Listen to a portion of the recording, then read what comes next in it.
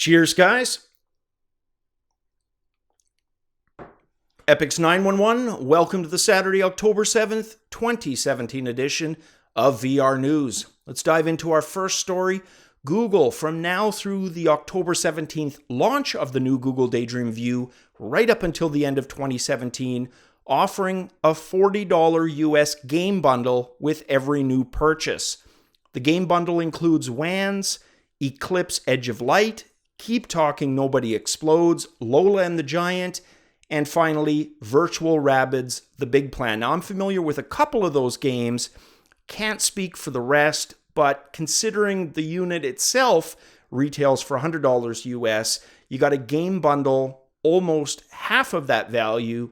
Not a bad deal at all. Next up, the writer for this article, this was on Road to VR, Scott Hayden, he said the concept for the application we're going to talk about, TheatreVR, seemingly ripped from the pages of Neal Stephenson's novel, The Diamond Age. This was a novel he wrote back in 1995, and one that I definitely have my interest piqued in. I'm probably going to check it out after this.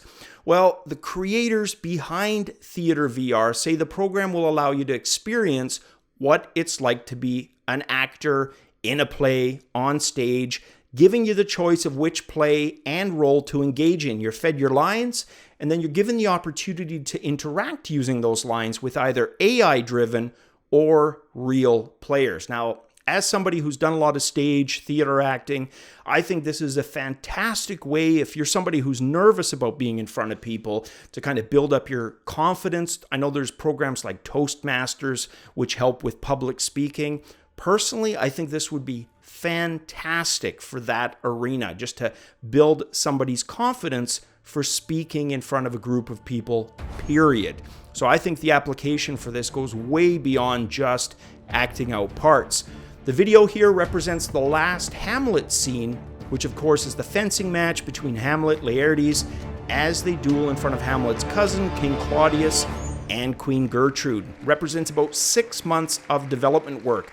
Very, very scarce on details, other than it will be available for Steam VR and that there are plans for the Windows mixed reality units as well. So as I find out more, guys, I will let you know. Hailstone Games, a Toronto-based VR studio, launching their new goalie simulator called, unoriginally, and not surprisingly, Goalie VR. Now, while the title might not be that original, the gameplay looks to be very, very fun.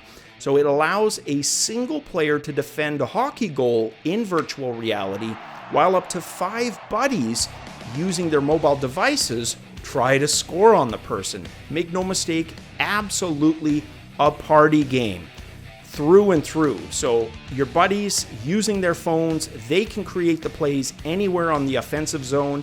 You can select from different difficulty levels, amateur, semi-pro, pro difficulty, whether you're lefty or righty.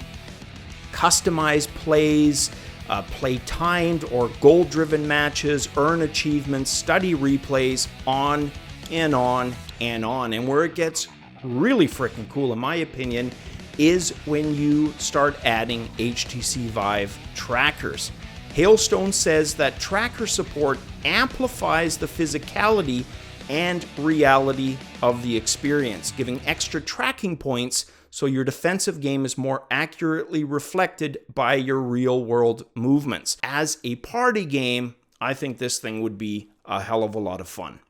The one thing we've talked about, guys, ad nauseum, is the best way for people to experience virtual reality is to frickin' try virtual reality.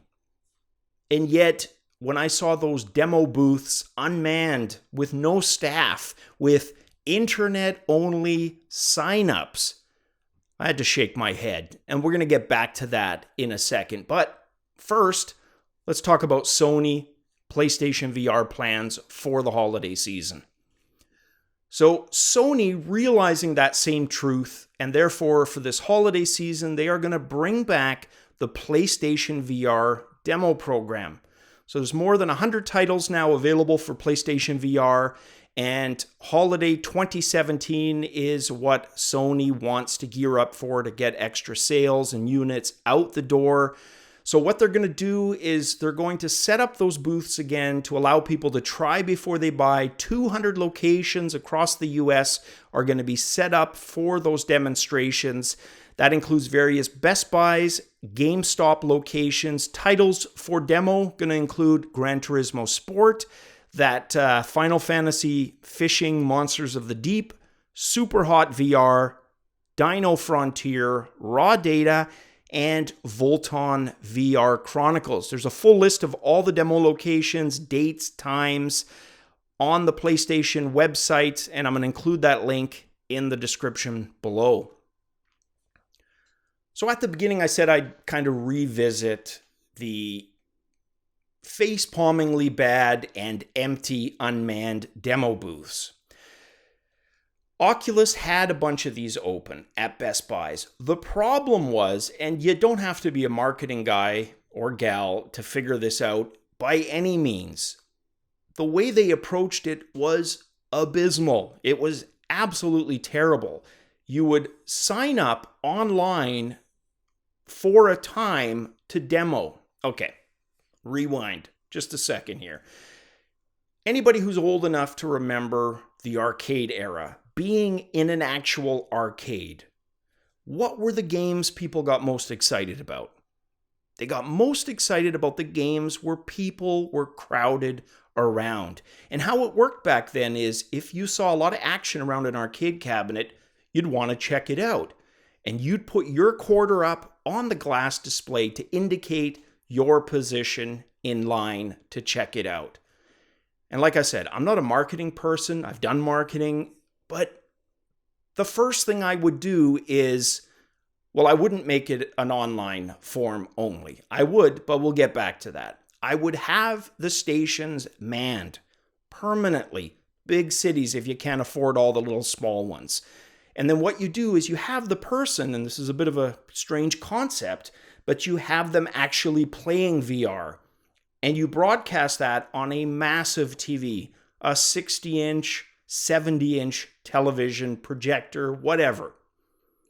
People are going to gather around. It's human nature. Nobody's going to gather around an empty station or get the idea to go home and sign up to meet somebody there for a demo. That's why those things weren't successful. But see one manned, see people actually playing, you're going to want to check it out. Have a way for those people to sign up while they're watching. In fact, I said I'd get back to what you do online. You stream it. You have a webcam. You work with the Best Buy or the GameStop web programmers. You stream that maybe to Twitch or somewhere. Have a link on the company's website. Be able to, for the store hours, be able to click on a link and see people playing the game in the store live. And then sign up via a button right beside that. That is how you would do something like that successfully. I just don't understand the whole reasoning behind having these empty. That doesn't do anything to convey how exciting virtual reality is. But anyways, you guys know that. I know that. They got to know that. So hopefully, and we'll report on this again, Sony figures it out in time for this holiday season. Well, guys, that is it for the Saturday edition. We will catch you guys on the tail end of the weekend, Sunday tomorrow. Guys, as always, cheers.